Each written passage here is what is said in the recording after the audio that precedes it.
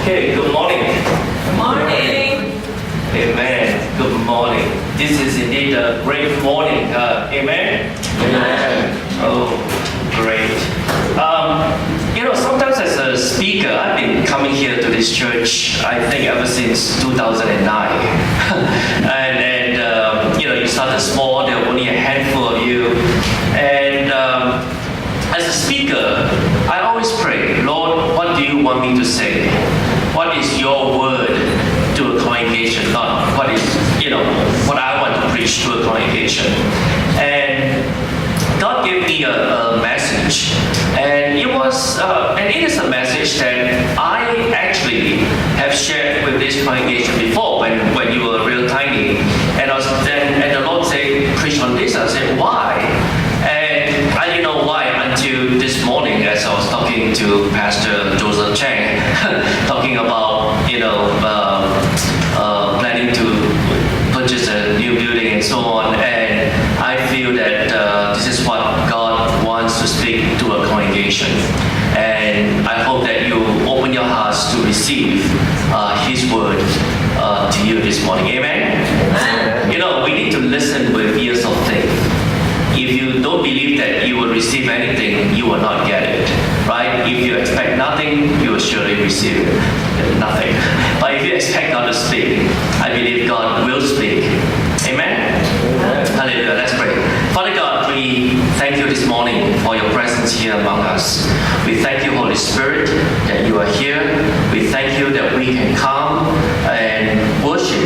And even as we worship, even as we minister to you, that Lord, indeed right now you will minister to us and you will speak to us. And when you speak, Lord, help us to listen.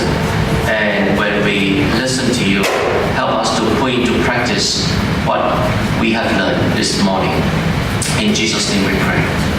Amen. Amen. There's a story of a Native American Indian who was visiting his friend in New York City. And both of them were walking, in downtown Manhattan. And all of a sudden, this Native American man sees the arm of his friend and said, "Did you hear that?" And the friend said, "Hear what?" "Did you hear the sound of a cricket?" And this friend was thinking, "What? I don't hear anything. This is New York City and we're walking down the street and there's a sound of taxis, the sound of the horns of the cars and the brakes screeching. There's no way you can hear the sound of a cricket above the noise." But the Native American friend said, No, seriously, I hear the sound of a cricket. And here, let me show you." And he took the friend to the corner of the street and lo and behold, there was a cricket. And this friend was amazed and said, "How on earth can you hear the sound of a cricket in the midst of the hustle and bustle of downtown traffic?" Well, the Native American friend said, "Well, you always hear the sound that is dear and important to you." And he said, "Let me prove it to you." And he put his hand in his pocket and took out a bunch of coins. And he threw them up into the air and let them drop down the sidewalk. And immediately, everyone in the vicinity turned around and looked in their direction. You always hear the sound of that which is important to you. And of all the things that are dear to us, let's be honest, money gets our attention. Money talks. In fact, it screams at you. And I'm afraid that the voice of God is often drowned out by the sound money makes in our lives.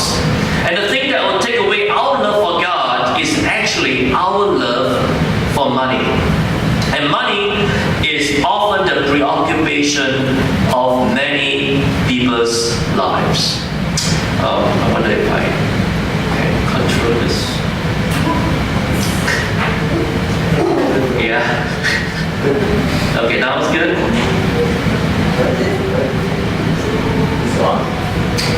It is on. Let me turn off and on again. Hopefully that will work.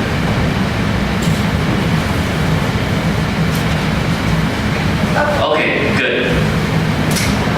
On Monday, September 29, 2008, the Dow Jones Industrial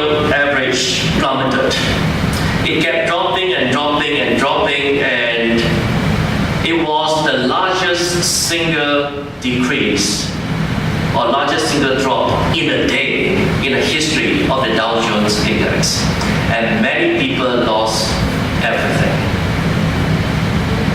It's interesting that on that day, the Dow Jones Index fell 777 points exactly.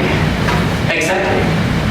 7 is often the number attributed to God, the number of perfection. And I wonder, is God trying to tell us something? Is God trying to send a message to us about reminding us what is really important in our lives? And in fact, when I was preparing this message, my alternate title, which is not working, excuse me, it has to be on that particular screen. If you move away, it will not work. Okay. My alternate title is Money, Money, Money. And maybe some of you who were born in the Middle Ages, you've heard of the group Ever. And that's one of the songs. And the title is this, Money, Money, Money, and it's a rich man's world. Of course, that's not true, unless you're thinking that rich man is Jesus Christ, which I doubt they are singing about that. But money is very important to us. If someone turns to you and says, hey, it's only money, you know what? They are talking about your money, not theirs.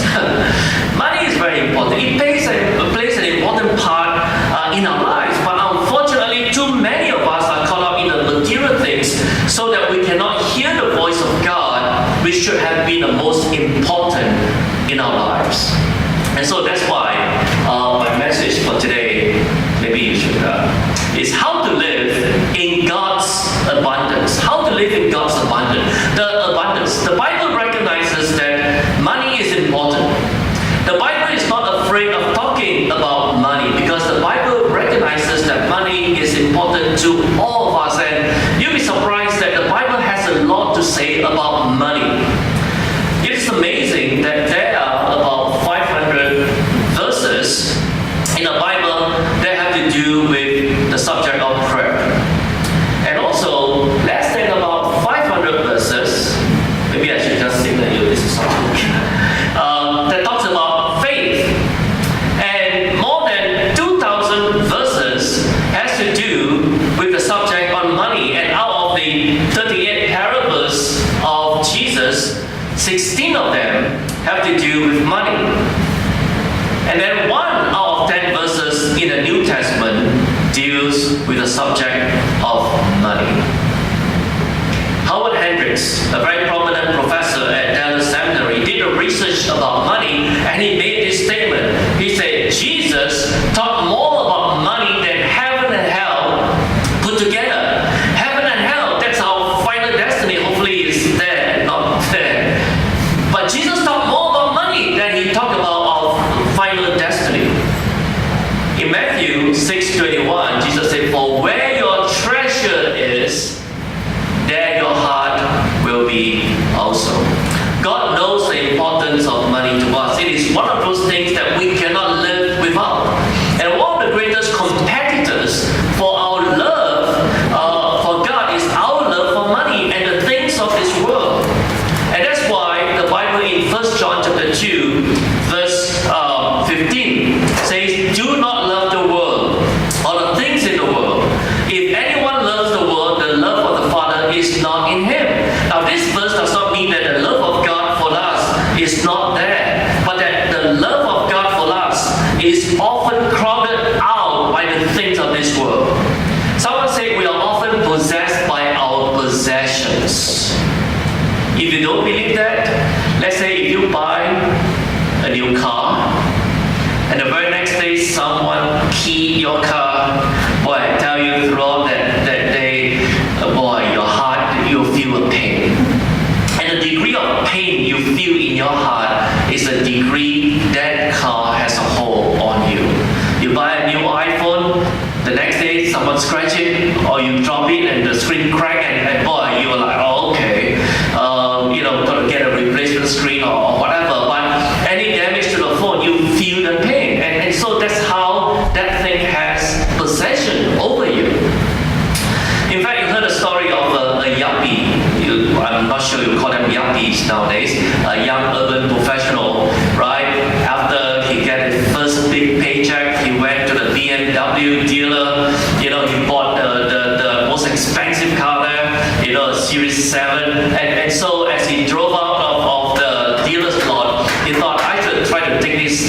speed and see how fast it can go. And so he took it up to the mountain and tried to drive as fast as he could. But unfortunately, he wasn't a good driver. He went off the embankment and he totaled his car.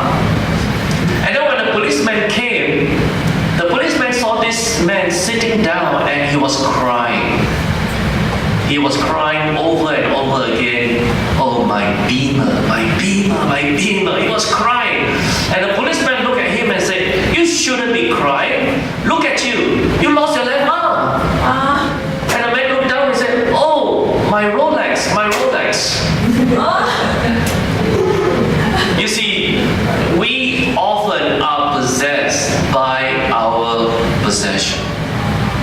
Do you know that the greatest obstacles that will prevent us from reaching God's highest purpose is not the lack of prayer, it's not the lack of faith, but it is our love for money. That's why Jesus said in Matthew chapter 6 verse 24, no one can serve two masters, right? You either love one and hate the other, because you cannot serve both God and money. You cannot love God and love money at the same time. So how do we measure spirituality? Do you know, if you look at a person, how do you know that person is spiritual? Well, spirituality is not measured by the intensity we sing to God in our Sunday worship. It is not measured in the spiritual prayers that we pray. But spirituality is measured by what's in our pockets, our checkbooks, our wallets, our purses. For that which we spend our money speaks of our commitment more eloquently than the words we proclaim. And that is why this subject of our finances and material possession is a major issue I believe the Lord Jesus wants to deal with in our lives. And some of you are right now trying to keep your heads afloat, trying to stay alive, trying to survive. Some of you are always fearful that you will not have enough money.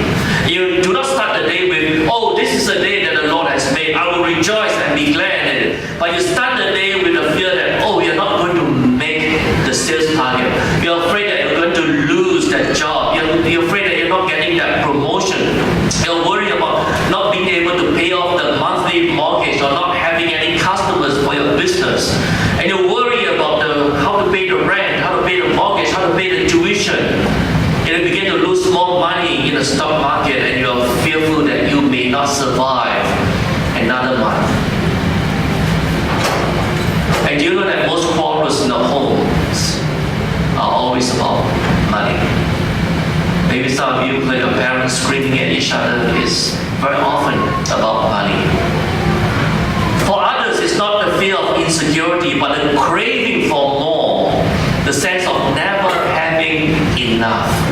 And so you overcommit yourself. You purchase a house, you purchase a car that you cannot afford, you buy luxury items when you do not have the means to do so. And many of you have overextended yourself and they say, I gotta have this, I gotta have that. And you take loans and you borrow to the limit. And the slogan of your life is, I owe, and off to work I go. God wants to set us free from financial burdens. He wants to set us free from fear, from anxieties, from bondage. And He wants us to be financially free to serve Him. And He also wants us to tap into all the resources He has for us. And so the book of Philippians talks about how we can deal with difficult times and trials and adversities. And the Apostle Paul was facing severe trials and tribulation, but yet he is triumphant. In fact, in the whole book of Philippians, the words joy, rejoices are found 14 times. And in chapter 4 of Philippians, he talks about finances and how we are able to look at finances and how we can be free from financial pressure and burdens. In Philippians 4:19, he says, and my God will meet all your needs according to His glorious riches in Christ Jesus. Now this verse is very packed. First of all, he says, and my God. See, Paul has a very close and intimate relationship with God. He's not a God, someone who is impersonal. No, and my God is the God that he had this intimate relationship with. And then he says, my God will meet what? All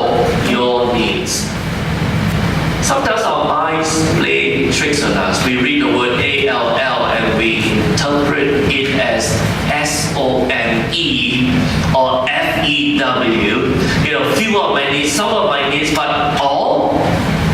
But yet, when I'm trying to, when I was learning English, they tell me that all means what? Every single need of yours. All your needs, not some, not few. And by the way, it says that my God will meet all your what? Needs, not wants. We have a lot of wants. We want a lot of things, but they may not be what you need. And so this is God's promise to you. If you have that intimate relationship with Him, God promises to meet all of your needs. And He says, according to His glorious riches in Christ Jesus, not according to your resources, your riches, but according to God's glorious riches available to us through Jesus Christ. Now, in this verse, we also find an important principle that will enable us to live our lives in God's abundance. And this principle is the principle of source. The principle of source. The principle of source states that God is the source of all our riches and wealth.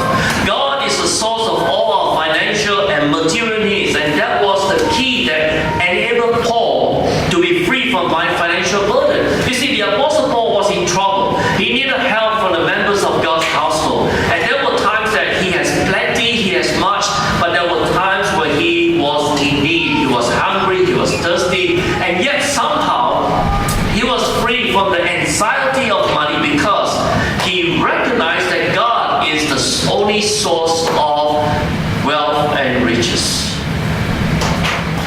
We need to lay hold of that principle. We need to be reminded of this truth. Many of us feel that the way we can get wealth is to make the right investment or increase profitability of our businesses, or maybe strike the lottery or make the right bet at Las Vegas, the blackjack, and whatever. If we feel that our material needs come from our bosses, our parents, our work in the office, our business, or even the stock market, our lives are then governed by the Dow Jones Index rather than by God. And we are often confused between source and instrument. There's a major difference between the two.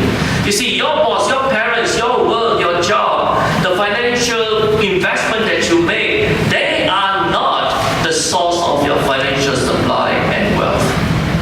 These are but God's instruments. The Bible tells us that God alone is the source of our wealth. God is the source of all our supply. That's why Paul says, and my God will meet all your needs according to His glorious riches in Christ Jesus. He wasn't talking that since, God is the source of my wealth, that I can be lazy in my work, I can live a life of indulgence. No, God wants us to work hard. God wants us to be diligent. But God wants us to know that He is the source and that He will supply our needs through His instruments.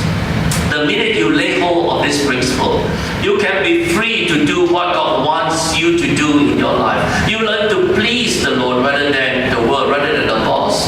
You learn that your job, your business, your instruments, your job and business are nothing but channels of blessing through which God provides for you. God alone is the one who supplies all our needs. Now this is important because unless you learn this, your life will be full of anxiety.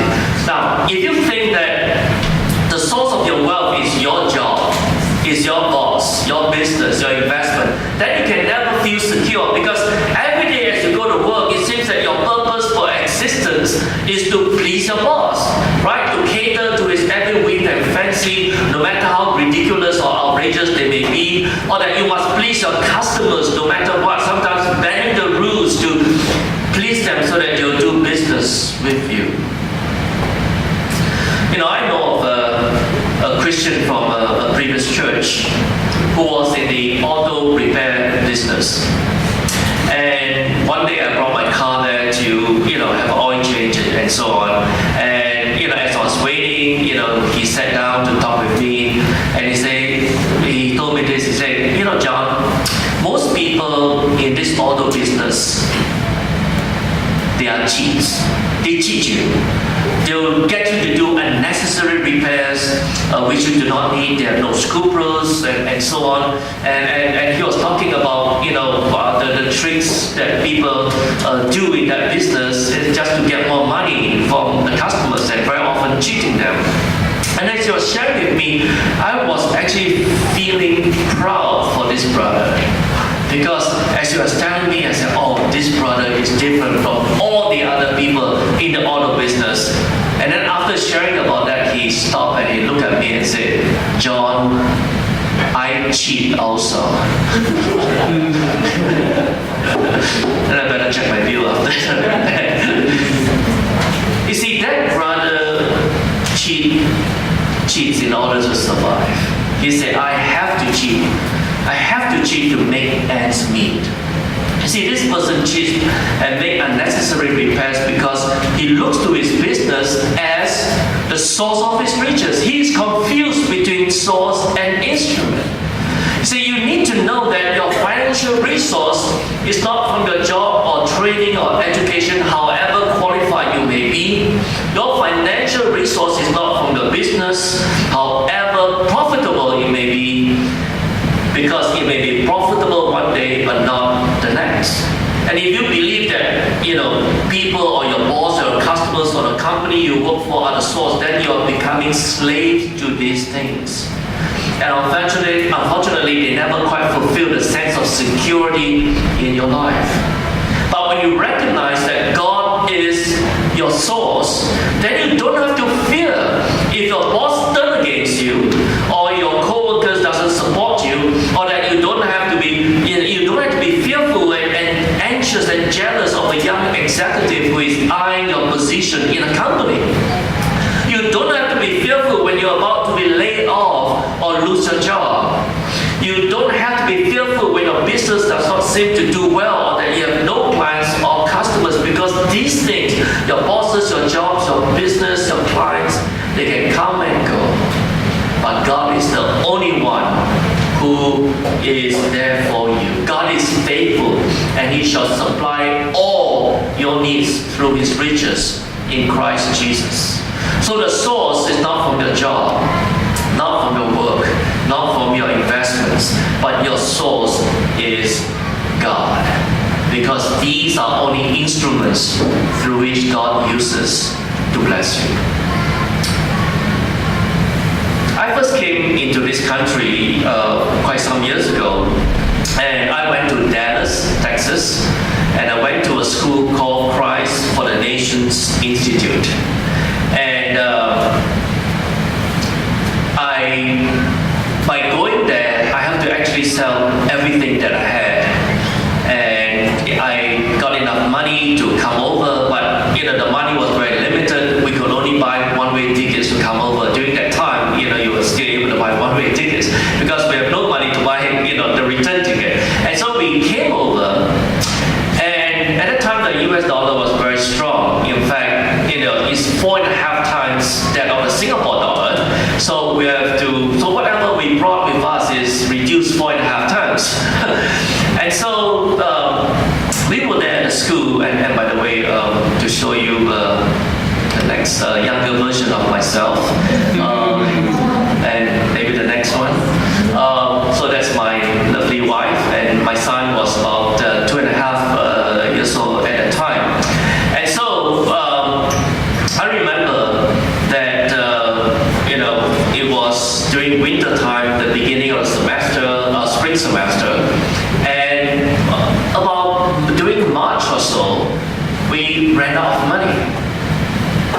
And one night, as I went to the refrigerator to get milk for my son, I poured. That was like the last of the milk.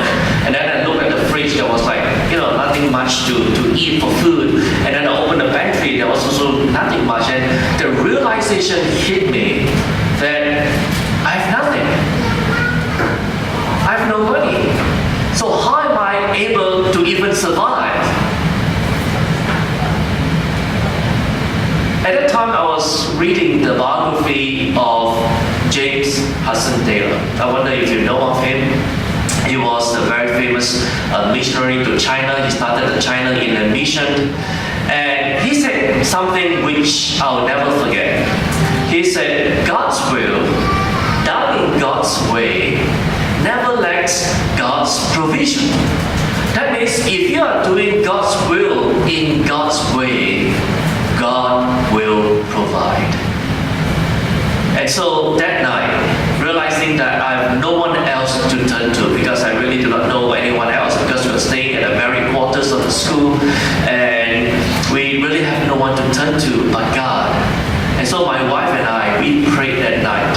He said, Lord, you have called us here to prepare for the ministry, and you know we don't have any more money, but we're going to trust in you because you are our source.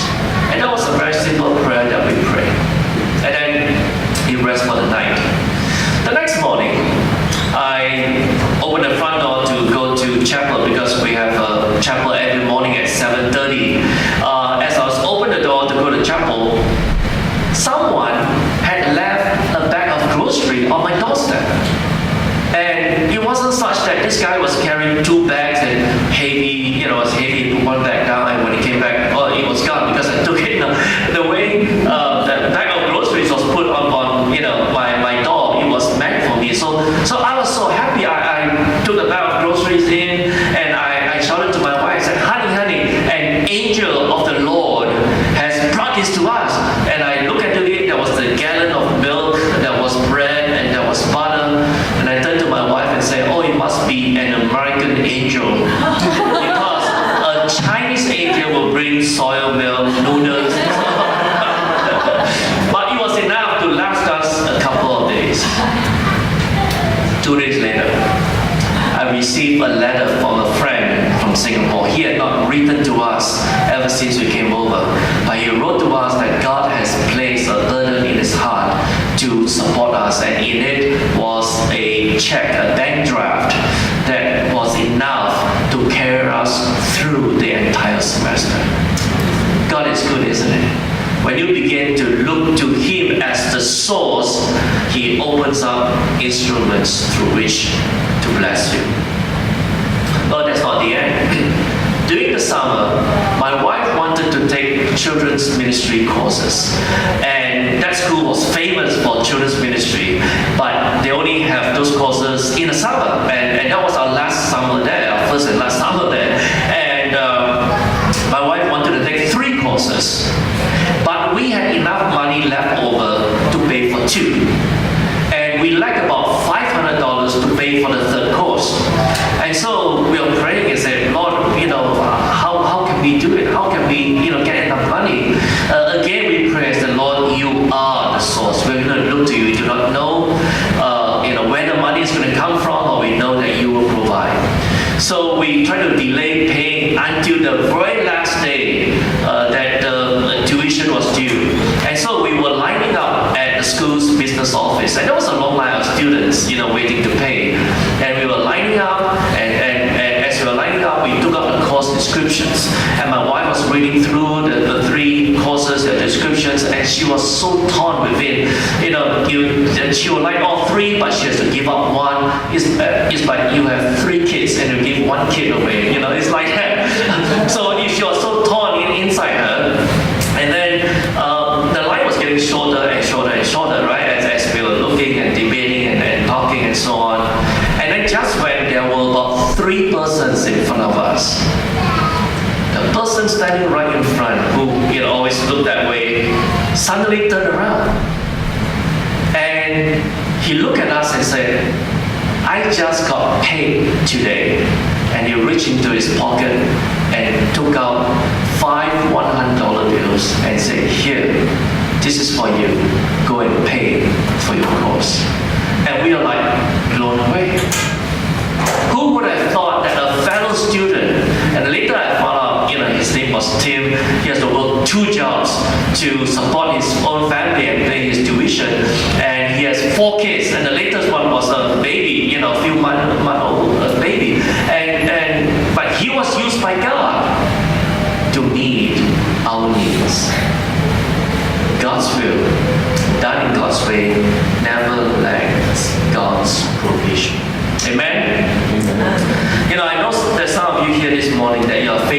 some very difficult things in your life. Sometimes you do not know how you can survive those trying times.